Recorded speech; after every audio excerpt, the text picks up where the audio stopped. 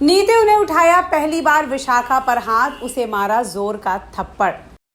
Subscribe करें India forums Hindi को और घंटी के निशान को दबाएं ताज़ा खबरों के लिए।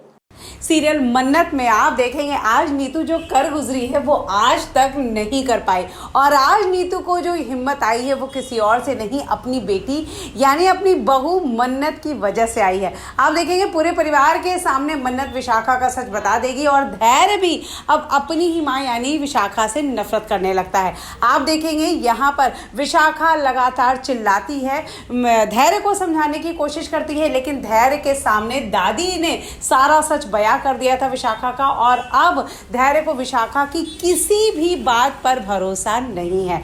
आप देखेंगे शो में आएगा बड़ा ट्विस्ट कुछ ऐसा है कि यहाँ पर जब मन्नत सबके सामने विशाखा का सच बताएगी, धैर्य भी उस पर गुस्सा करेगा, तो विशाखा पलट के सारा इल्जाम मन्नत पर लगाएगी, मन्नत को घटिया कहेगी और बहुत कुछ कहेगी। ये बात आप देखेंगे नीतू बर्दाश्त नहीं कर पाएगी। नीतू करने लगी है मन्नत को बहुत पसंद, उसे पता है मन्नत हमेशा सही थी और आगे भी सही रहेगी।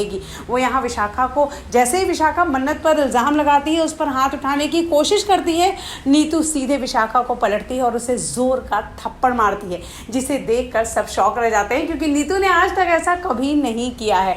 और यहाँ बोलती है मेरी बेटी पर किसी तरह का इल्जाम लगाने से पहले तुम 100 बार सोचना।